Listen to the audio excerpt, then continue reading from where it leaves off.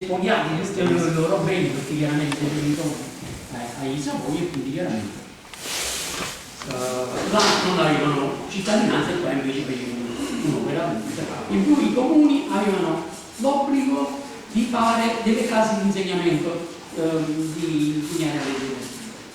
E ancora di più, considerate che delle due Sicilie avevano un esercito di 150.000 uomini, tutti i soldati del Regno delle due Sicilie avevano l'obbligo di imparare a leggere e a scrivere. Tutti i soldati, non i generali, ma tutti i soldati dovevano leggere e scrivere. Quindi se noi mettiamo 150.000 soldati, esclusi diciamo lo Stato Maggiore, generali e comandanti, mettiamo tutte le scuole che erano patrocinate dallo Stato siciliano e mettiamo tutte le persone, le varie università che avevamo a Napoli, ne avevamo più università di tutto il resto d'Italia. Nessuno lo dice, però se uno si è in un'università significa che ha dei livelli di scolarizzazione più bassi che devono essere pieni, se no non fai, quella è una cascata, no? Quindi se riempi sotto chiaramente devi salire piano piano fino a tenerlo più alto, perché non si andava all'università se non avevi fatto almeno uno studio superiore, e non andavi in uno studio superiore non avevi fatto la licenza media. Diciamo questo secondo il nostro criterio attuale chiaramente, perché all'epoca il discorso non era così formale, uno imparava a leggere e scrivere, studiava Tacito, studiava i classici e poi da là passava all'università e imparava storia, economia. La prima cattedra di economia col genovese è stata fatta qua a Napoli, nelle nostre università, quindi diciamo questo è... Che è successo? Nessuno e questo è giusto per fare una piccola premessa. Un'altra premessa che è obbligatoria è, lo voglio dire a tutti, anche ai professori presenti, che la università, che diciamo noi sotto l'ala sulla quale io soprattutto mi schermisco, è non è un'associazione, è un gruppo di persone che ha deciso di mettere in comune le proprie conoscenze. Per cui io sto qua, ma potrebbe stare qualsiasi altro di voi che ha più competenze di me, anzi io vi esorto a correggermi se avete cose da aggiungere, di aggiungere e di dare più notizie, perché noi siamo qua per condividere delle idee, perché più idee condividiamo, più tutti quanti saremo ricchi di idee. E questa è la sede. C'è una sede L'università purtroppo è nomadica, nel senso che dove dovremmo andare ci mettiamo. Noi abbiamo detto che generosamente ci ha offerto questo posto con le sedi, con tutta l'attrezzatura, e quindi diciamo oggi qua è la libera università di Napoli. Se qualcuno vuole mettere a disposizione un passo, un attico, un appartamento, noi siamo sempre anzi di incrementare, perché noi abbiamo fatto pure un bellissimo corso di musica classica, di opera, abbiamo parlato di opera, la nostra professoressa preferenziale Maria, che si è messa la professoressa mi metteva a fare mettere scuola una messa che e dunque, fatto questo preambolo, esco da qua, certamente tutte le domande che volete. Allora, secondo dei casi da fare? Una provocazione. Allora, aspetta, mo ti faccio tutto quello che tu mi dici, io ti dico. alla fine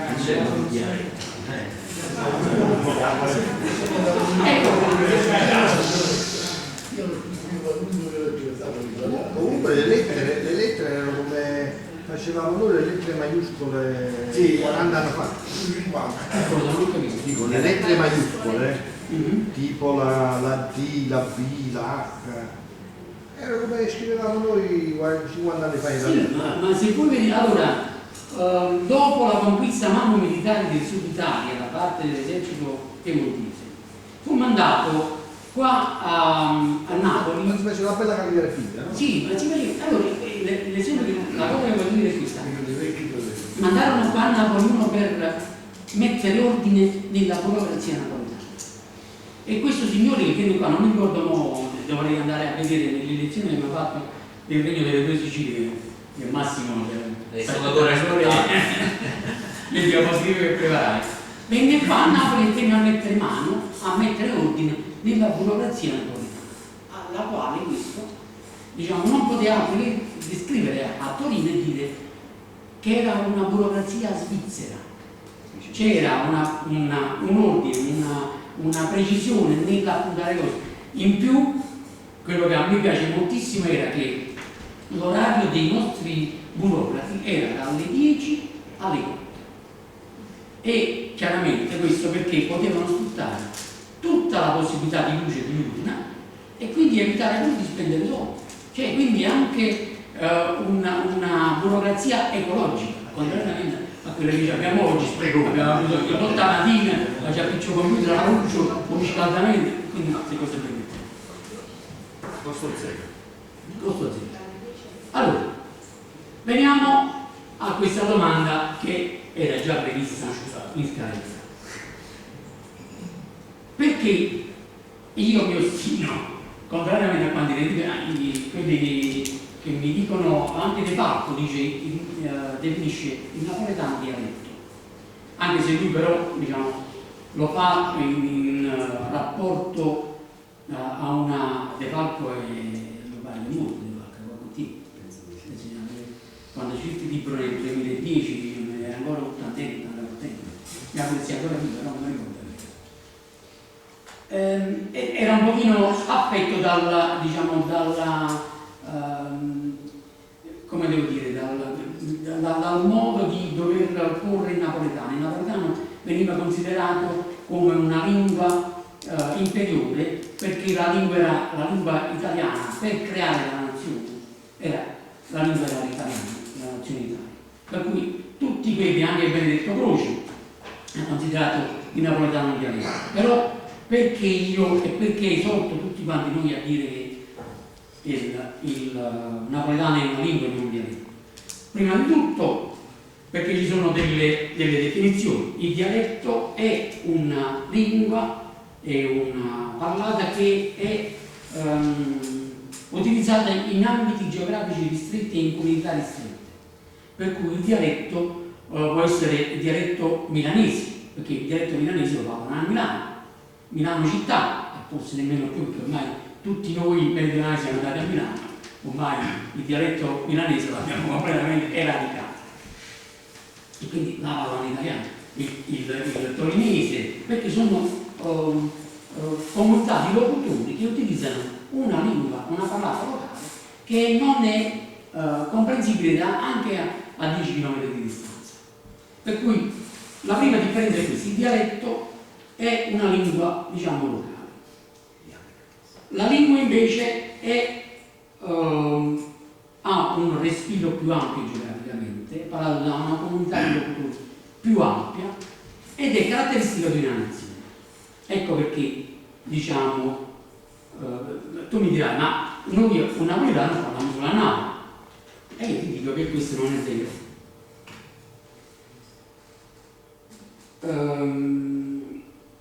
Questo perché un'ulteriore distinzione, un'ulteriore precisazione è il fatto che il napoletano è una lingua neoromanza e infatti molti parlano ma quelli il napoletano è molto simile allo spagnolo, è molto simile allo spagnolo semplicemente perché lo spagnolo, come il francese, come l'italiano, come il rumeno, il portoghese, sono lingue neo-latine, per cui hanno la stessa origine, per cui noi usiamo l'accusativo personale indiretto che usano gli spagnoli, chiama Pasquale, non chiama Pasquale, ma chiama Pasquale, che è tipico della parlata spagnola, della lingua spagnola, del catalano, no, del castigliano.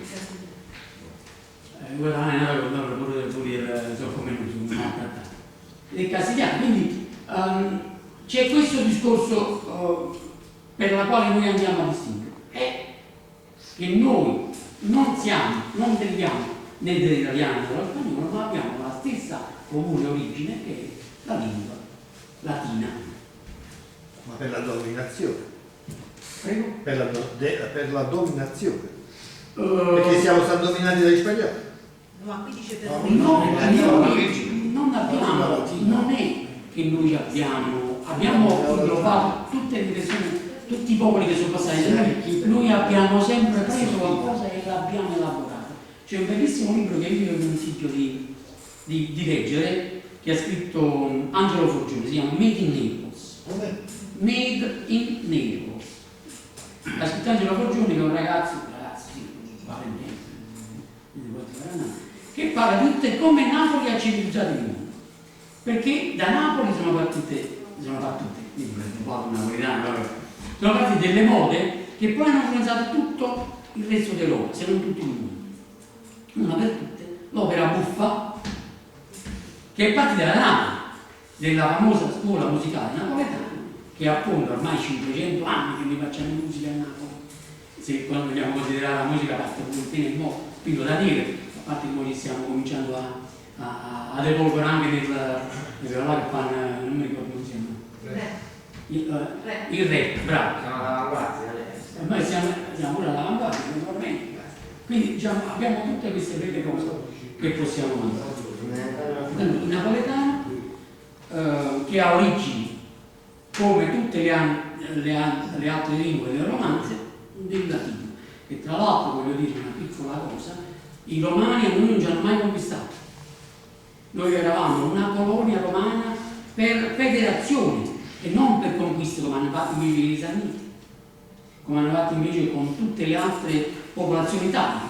Loro sono venuti qua a Napoli adottando addirittura chi veniva a Napoli parlava greco come noi parlavamo greco, visto che l'origine della città di Napoli era un'origine greca, veniva dai Cumani, e poi c'è stata tutta una cosa, non è questo il momento di parlare di questo. No, giusto per come tutta questa cosa. No, dico un attimo solo, ma una lingua si differenzia da un dialetto anche perché è una lingua declinabile la nostra, cioè quella del napoletano è declinabile, mentre invece i dialetti generalmente non hanno. Se non parlate e basta. La lingua poi ha tutta una il passo successivo. No, è così. Perché ho visto che ha cambiato slide. No, ho cambiato slide perché stiamo dicendo, abbiamo parlato della lingua, abbiamo detto sì, buon napoletano può essere considerata una lingua locale, perché noi la parliamo a Napoli, io parlo napoletano che ha detto prima, battute, sempre cose. Allora, voi dite noi lo parliamo qua, invece no. Ecco, tutte queste zone geografiche qua, che sarebbero più o meno, non proprio tutto, il vecchio Salento delle Sicilie, tra il Salento e la Calabria meridionale, diciamo che hanno più avuto un'influenza insieme alla Sicilia, un'influenza greca, per cui loro non hanno il nostro napoletano. Diciamo, il napoletano come lingua è quest'area viola, vedete la 4P, la 4C, che è più o meno simile, anche se alcuni comuni pesiliano e cose hanno delle cadenze particolari, delle inflessioni particolari. Però ecco, io vado in Molise e trovo spesso che in Molise dicono chi l'ha fatto sciarra, chi l'ha fatto sciarra la moglie. Fare sciarra in napoletano significa criticare. Noi non lo diciamo più, non lo diciamo sei appiccicato, non diciamo più la fatto sciarra. Mia nonna però diceva, è venuto di fasciare con un frate. Non ti appiccica questo fratello. Quindi, perché era mia nonna del 1800 non aveva conservato la lingua napoletana e quindi tutte queste aree sono aree che parlano un dialetto della lingua napoletana e quindi ecco un'ulteriore caratteristica per dire che questa, che in napoletano è una lingua. Inoltre no, devo tornare indietro.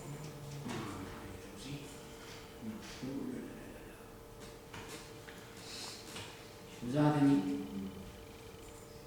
In altri tempi, quando si era fatto vedere al cinema, ecco, il suo pittore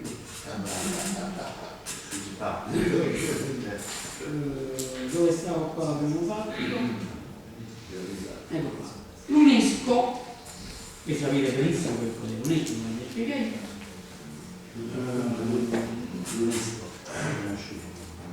L'UNESCO sarebbe United Nations di culture economiche, non mi ricordo molto come l'acronimo. Comunque fa parte di queste organizzazioni internazionali dell'ONU che è dedicato soltanto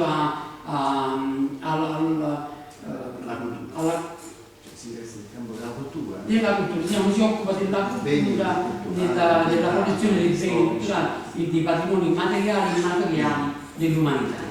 E il napoletano l'ha definita una lingua in quanto una lingua madre e non una lingua che figlia dall'italiano, ma avendo una sua radice precisa, non è una derivazione dall'italiano, ma è un'altra lingua, tra l'altro è la seconda lingua più parlata in Italia. E quindi riconosce il napoletano lo stato di lingua madre, cioè dico che tra lingua italiana e toscana si lingua separata all'italiano standard, perché è toscano e non dialetti di questo. La zona in cui è parlata la lingua napoletana con i suoi dialetti l'avete vista. L'International Standard Organization, l'organizzazione internazionale di standardizzazione, ha codificato nel codice ISO 639, e l'ISO 3, la lingua napoletana, la codificata come lingua perché corrisponde a 5 caratteristiche fondamentali. Ve le leggo così. Deve essere una lingua che abbia, o sia stata utilizzata, che sia o sia stata utilizzata come lingua ufficiale di uno Stato. E il napoletano, sotto gli spagnoli di aragonesi, è stata lingua ufficiale fino al 1500, segnato qua, come 1500, per oltre 150 anni.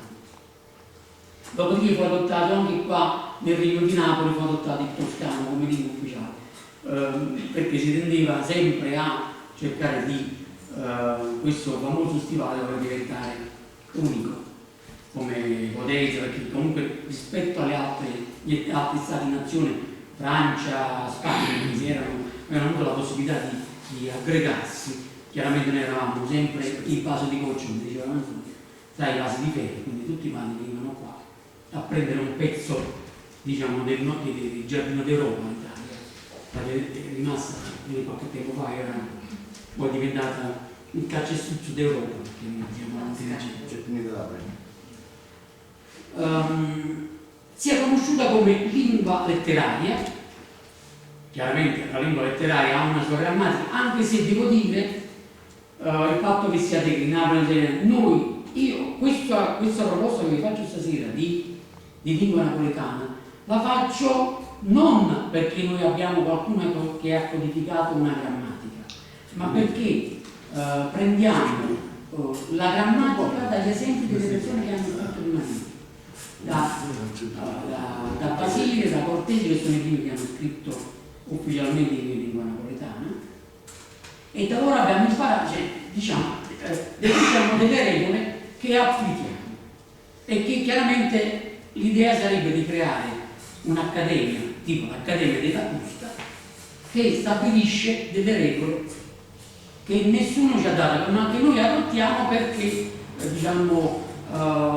rendere la lingua intellegibile, perché se ognuno si poi scrive a modo suo in napoletano, come i codici fiscali che leggiamo oggi su Facebook, non ne voglio dire, ma non cazzando a te. Ma dovuta alla chat indipendente, anche in italiano. Sì, ma non è solo questo, è anche il fatto che non sanno come si scrive in napoletano, perché nessuno ha insegnato, tranne il nostro professore che ha avuto la bellissima idea di introdurre delle lezioni di napoletano nelle scuole dove lo insegna. Allora, benvengano queste attività che diciamo non deve essere soltanto delle persone che per una ripicca, per una voglia di conoscenza o per qualsiasi altra motivazione si rivolgono al napoletano per acquisire il terreno, ma dovrebbe essere una cosa diffusa. Tra l'altro c'è una legge dello Stato che garantisce la supremazia alla lingua sarda e alla lingua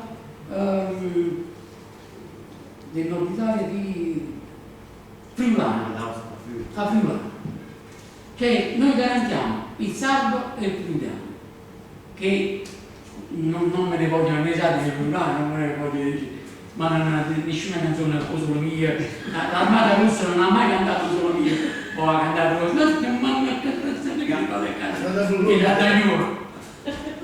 allora dico, non me ne vogliono, non voglio fare una cosa di partito, non voglio fare una volta di però proteggono queste lingue, diciamo. Però una napoletana avesse pure diritto. Nicola, permettimi, posso solo dire, lo frate innamorato, Frate Giovanni innamorato. Battista Gregorini, Esatto. per metà è cantato e in break è scritto In in napoletano. lo frate innamorato arriva alla Zarita Caterina seconda Luce e se permettete. Andate più facile. Quindi abbiamo detto la grammatica che noi però desumiamo dagli scritti. È una letteratura propria, scritta diciamo originale, non diciamo perché Basile ha fatto o punto di punto, lo punto delle punte, ovvero un trattamento di Cirilla. L'ha scritto in lingua originale e ha dato poi la possibilità per Roma e per Pellegrino di fare le loro parole che poi sono diventate famose, però Cenerentola l'hanno tratta per Roma, Cenerentola l'ha tratta da Basile, quindi diciamo quindi testi originali. In più noi abbiamo avuto persone che hanno tradotto i classici greci e romani in lingua napoletana. Ultimo è che io pure vi consiglio di leggere, li ho comprati, bellissimi. O Principe Piccerino di Exupéry, meraviglioso. In napoletano diventa ancora più bello, è bello, ma con napoletano diventa ancora più bello. Sono facili da reperire questi testi napoletani. Non ho capito, scusi. Sono facili da reperire da qualche parte. Sì, Feltrinelli ce l'ha. Feltrinelli ora, a meno della Piazza Garibaldi, ha proprio messo uno stand proprio soltanto per letteratura in napoletano. Prima, Piazza Garibaldi, Piazza dei Martiri. allora, a Piazza dei Martiri dove io andavo a fare le prime ricerche di San Natale, dovevo andare o soltanto o un po', perché si era nascosto. Poi piano piano però là non vado più a Piazza dei Martiri perché è più comodo per me, io abito a Piazza Nazionale, per cui più comodo per me quello di Piazza Garibaldi, e hanno fatto proprio uno stand proprio dedicato a tutte, ci trovate dizionari, ci trovate i libri che io consiglio per la grammatica napoletana che muovono di Maria Rosaria Nocchi, che si chiama Classici napoletani. lettura napoletana. il libro che vi consiglierei se vi volete leggere un po' di grammatica napoletana, facile, impariamo la lingua napoletana di Colomba Rosaria Andolfi. Diciamo, troverete la maggior parte delle cose che vi dirò, le troverete qua, anche se io ho fatto un po' di conferme di vari libri perché tenga dei parte. Nicola, com'è l'autrice, scusami? Andolfi. Adinolfi? Precisamente Colomba Rosaria Andolfi. Si chiama Facile. Ho scelto questo qua, ho adottato questo perché scrive impariamo la lingua napoletana, ci sono altre grammatiche, però parlano della grammatica del dialetto napoletano. Allora dice no, prima già vieni se Cristo ci qua e quindi si trova con me. Allora si chiama Impariamo la lingua napoletana. Facile. Impariamo la lingua non capisco. No, lo faccio vedere. Un po' di libro napoletano. Facile. È facile, è superlativa solo più facile. Facile. Io È più facile da tutto che Giovanni Noi siamo in superlativa assoluta. Napoletano non è superlativa assoluta. Ripeto, È la liberazione della. Va bene. Allora, torniamo a queste cose poi ci divaghiamo. Alla comunità di locutori della varietà corrisponde uno stato a sé stante che la riconosce come pure. I napoletani, quella gente che vi ho fatto vedere colorati in viola, in azzurro, in cose, si riconoscevano a fine degli anni 70 napoletani, infatti tutti quelli che andavano su a nord emigrati, perché qua ci stavano togliendo tutto e hanno continuato poi fino ad oggi, andavano là, dicevano tu Rosì, io sono di Napoli, e poi non erano di Napoli, erano di Avellino, erano di Salerno, erano di Potenza, erano... Sono 7 anni più lunghi, dicevano, poi scoprivano di Avellino, di Benevento, di non Foggia, hanno di ancora Basso. smesso. Cioè, dico, perché non essere orgogliosi di essere Ancora si vedono. allora dicevano napoletano, perché si associano a un'idea particolare, perché essere napoletano è un motivo anche di vanto, di qualcosa. No, ma c'è anche il fatto che si è più riconosciuti. Si è più no? riconosciuti, Vado a sì. Milano, di Era un Napoli e diverso da Avellino, insomma. Certo, anche perché la conoscono io, Infatti, uno che viene da sì, Pitonto, perché- dice tieni, dove sei da Pitonto, vado a Napoli, e ci riconoscevano come stato, questo dice a 60 e che la riconosco come proprio però un gruppo etnico si conosce e venga riconosciuto come tale, la quarta caratteristica di questo, la codifica ISO.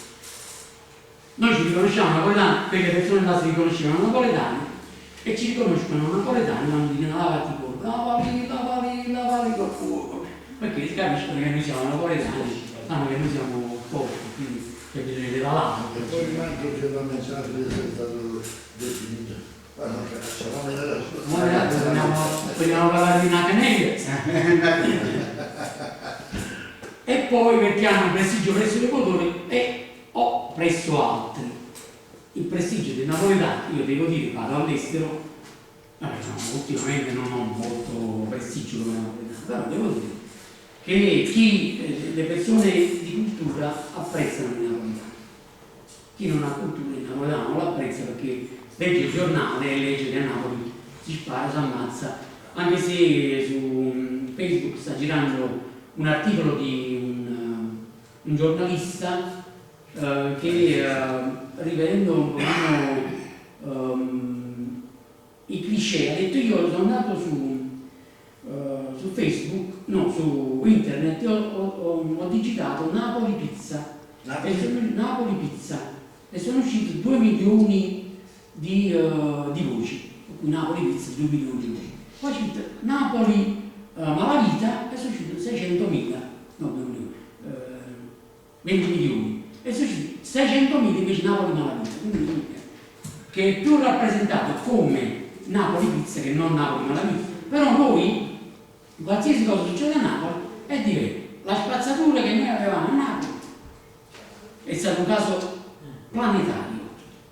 Addirittura i pinguini sul polo sud sapevano la guida dei Mamonizzi, quando poi la stessa Monizzi, a Roma, a Milano, a Bologna, a Palermo, purtroppo la nostra concapitale. A New York.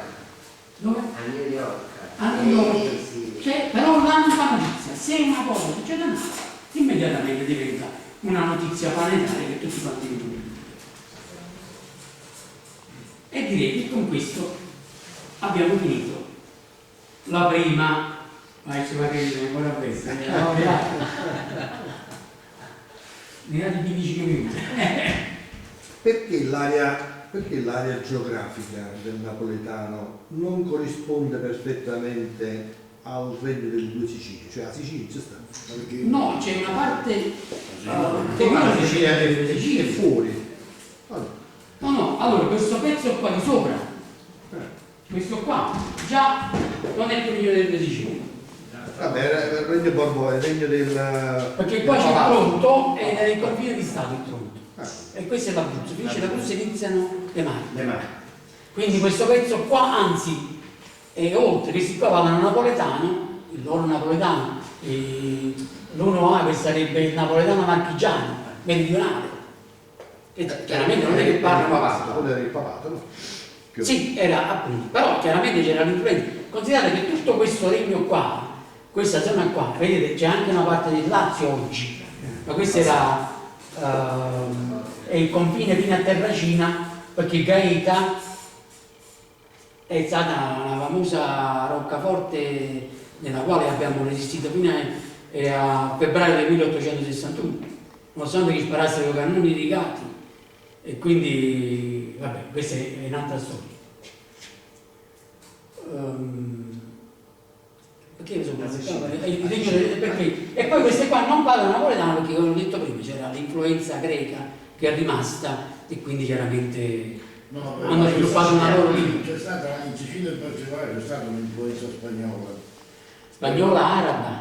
Soprattutto nel linguaggio, anche perché in molte parole siciliane c'è una grossa evidenza di influenza spagnola. Spagnola, sì, ma anche, allora, la fortuna, secondo me, di questi... Faccio così, se tu pensi che in Sicilia ancora oggi ci vado a lavorare, quando ci vado a lavorare... Ragazza Vagliare.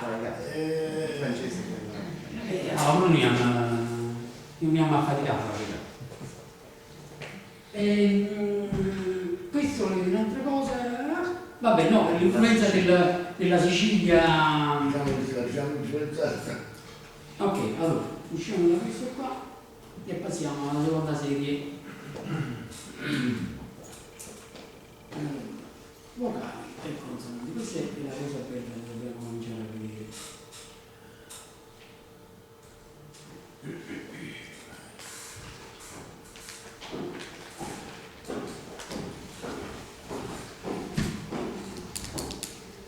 Allora, noi abbiamo il problema di scrivere il napoletano. Perché scrivono il codice fiscale?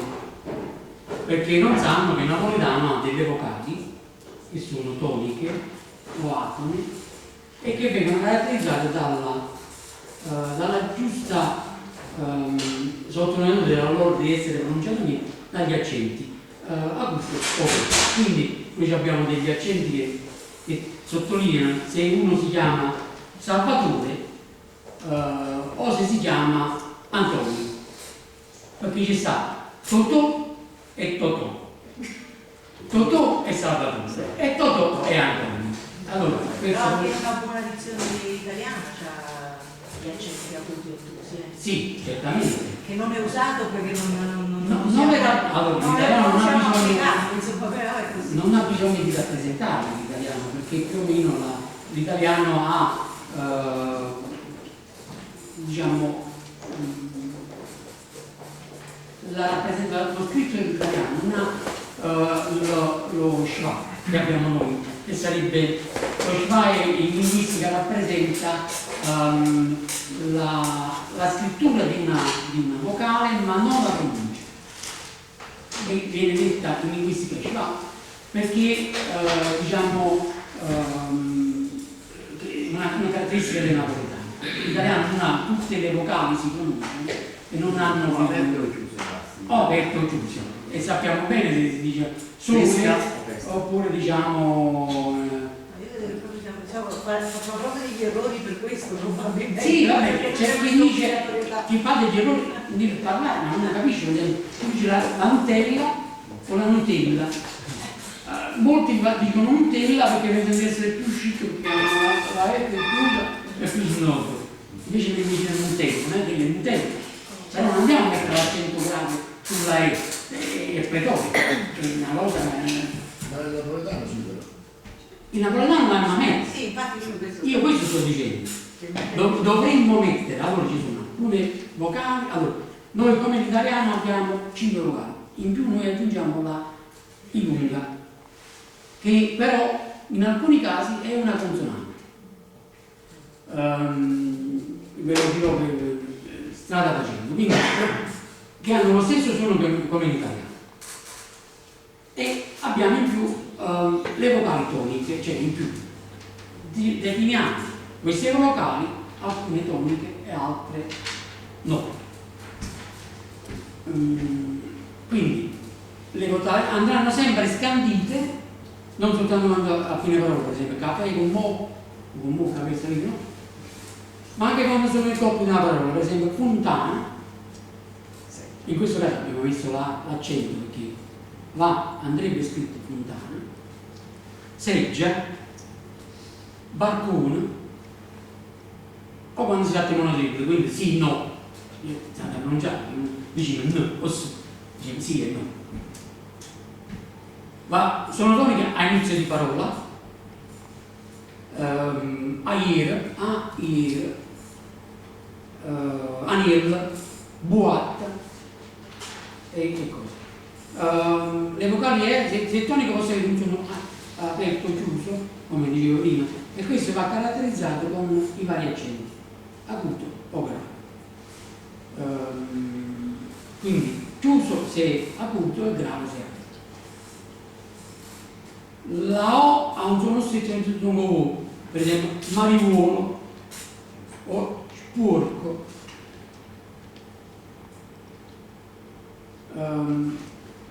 Chi parla napoletano, naturalmente queste cose ci sono io, mi dice ma visto come sta dicendo? Io so già, perché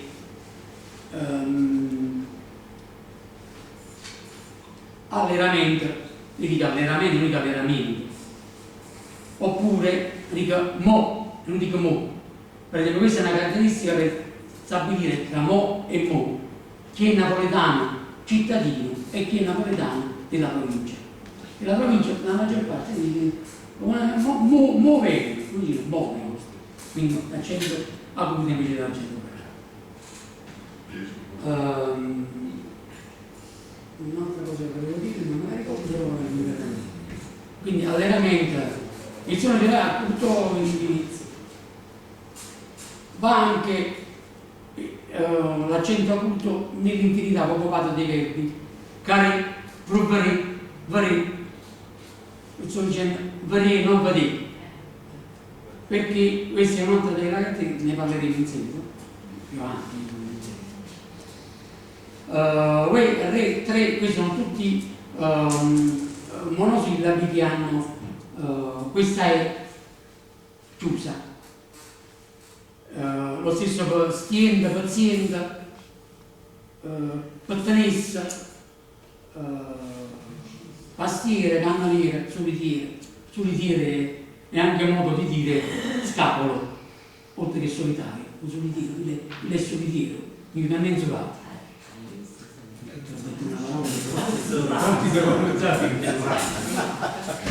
Si ripete qua. Evidenza.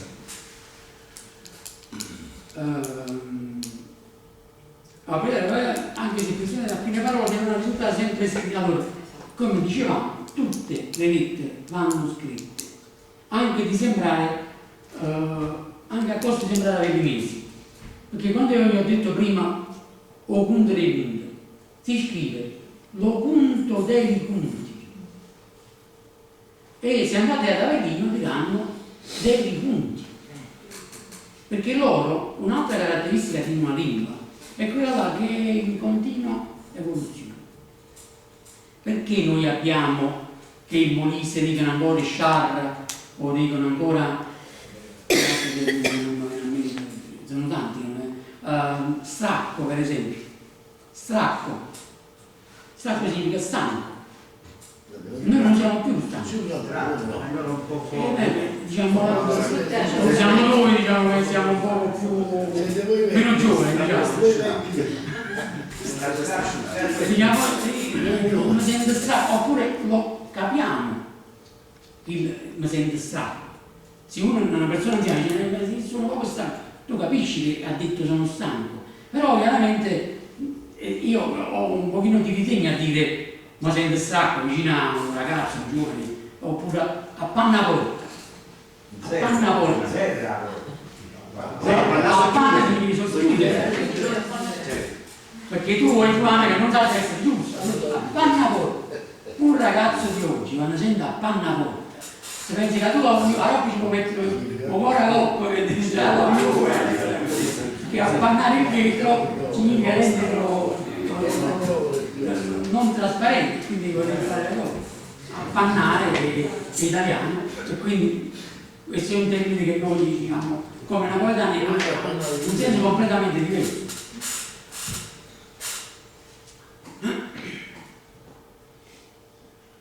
Le vocali atone sono appunto, come vi dicevo, si scrivono ma non si pronunciano. Se volete, digitando su Google, anche su Google, potete scaricarvi o conto dei punti e sempre se volete ce lo leggiamo, ve lo leggete e ne parliamo la prossima volta, in modo che facciamo un po' di esercizio per quanto riguarda questo tipo di cose, perché io farò chiaramente una sterillissima elencazione di cose che molti di voi praticano. Parlare, dicono,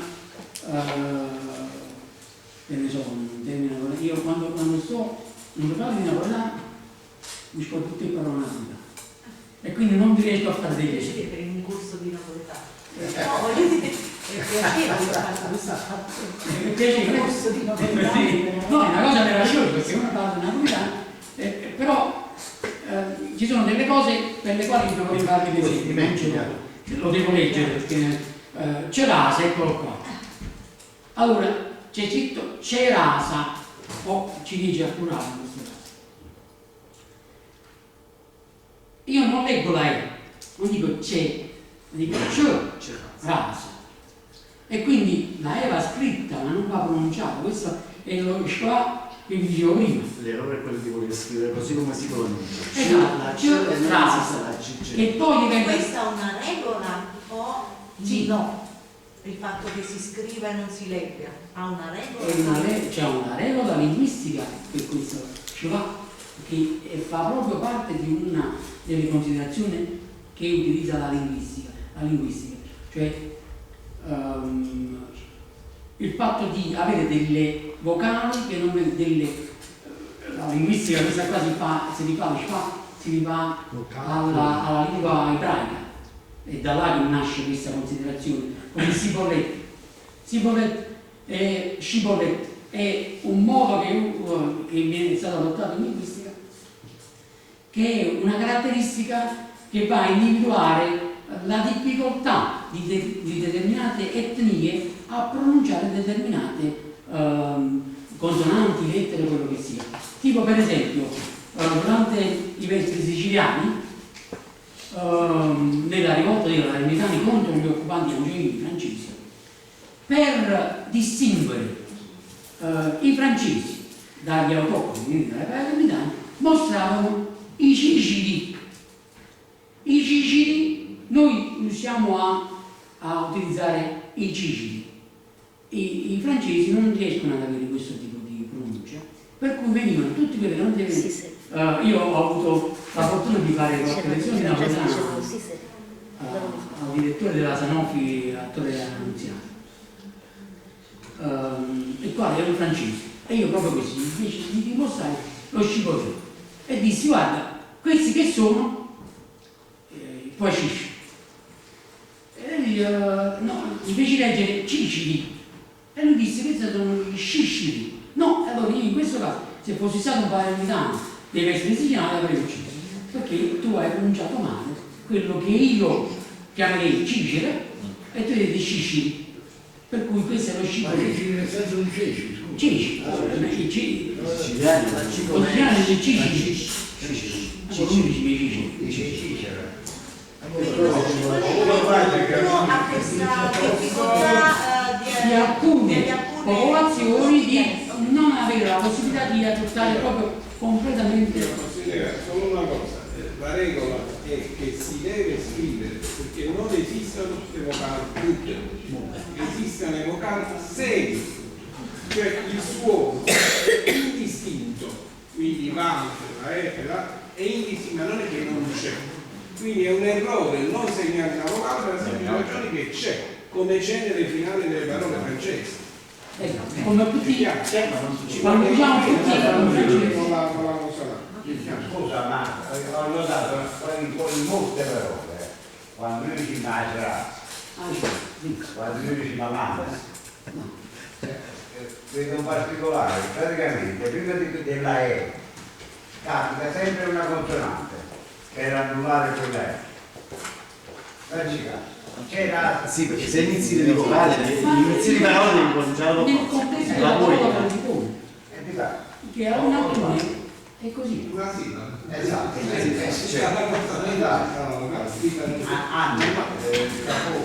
A me questo non piace dell'università, vedi? Che io potrei passare il professore là e mi ci spiega tanto più così. Se vogliamo Perché la che mia esca, non lo gioco proprio, non è che- E quindi che dicevi? Scusa, non ho detto. Questo? no, questo era un'università e avevo un problema. No, ma è così. Infatti c'è scritto che la quale è foneticamente pressoché muta, sia che si trova all'interno di una parola che a fine di parola. Quindi c'era lampadella, bambanella. Vi ricordate la scenetta dei Gianni Cipriani? Dicevano bambanella, magari si fa bambanella. Lampadella, sarà nata Annas Caponi, Zolito, Oliviero. La O è come la E, quando si va a una parola che a fine di parola quindi la O è come se non ci fosse, ma sa da scrivere, perché se non stroppolo. La domanda che potrebbe nascere spontanea dice, ma se sei indistinta, perché una volta mettiamo una volta mettiamo? Perché noi adottiamo una scrittura simile, purtroppo, comunque all'italiano. Cioè ritorniamo alla radice latina, che c'era lì? C'era una O, allora ci mettiamo O. Che non la conosce. Quindi in realtà non si pronuncia, ma in origine c'era qualcosa. E quindi noi ci mettiamo, è vero che è indistinta, ma dobbiamo pure scriverla nella maniera corretta, perché la sua derivazione comunque resta latina. E latina Poi una è una a seconda della sua derivazione. Alla fine Ad alta voce. noi parliamo del napoletano, però poi lo scriviamo malissimo. Perché Non lo sappiamo, non siamo abituati a scrivere, non si fa. Perché non c'è nessuno Perciò la mia ha mai insegnato ai ragazzi. nuovi napoletani, ma a tutte queste persone. Allora, nell'antologia, io mi ricordo l'antologia di quando io andavo, c'è sempre un pianoforte no. Mo se andate a cercare di Salvatore di Giacomo, se andate a vedere un'antologia attuale, gli autori del Sud, Verga, sono stati completamente banditi. Non ci sei più un Pirandello, premi Nobel che hanno portato onore all'Italia semplicemente perché erano nessuno. Non sono stati completamente cacciati fuori dall'antologia e devono imparare i ragazzi a scuola. Come si fa una nazione una se non abbiamo tutti quanti il rispetto reciproco? Ecco perché poi alcuni dicono ma tu sei neoborbonico, ma non perché tu non è che è neoborbonico, è perché se non riscattiamo il nostro passato, se non conosciamo il nostro passato, non possiamo vantare una pretesa di futuro migliore.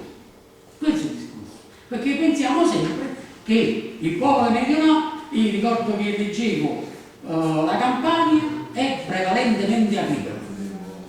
La Campania è prevalentemente e a me ricordo che Posso dire magari? magari oggi conosci il passato, la cana per e poi Meccafondo che faceva l'acciaio l'ha fatto una ventina d'anni però faceva l'acciaio faceva l'MCE Noi abbiamo fatto di tutto, il Ginore che stava a Salerno a partire dalle ferrovie, a finire, anzi a partendo dalle cantaie di Gisa che dopo l'Inghilterra siamo stati i primi in Italia a fare dopo l'Inghilterra. Quando si pensano in giovane comunità, poi io a Napoli, dove dico, competizione, poi facevo la ferrovia a Napoli.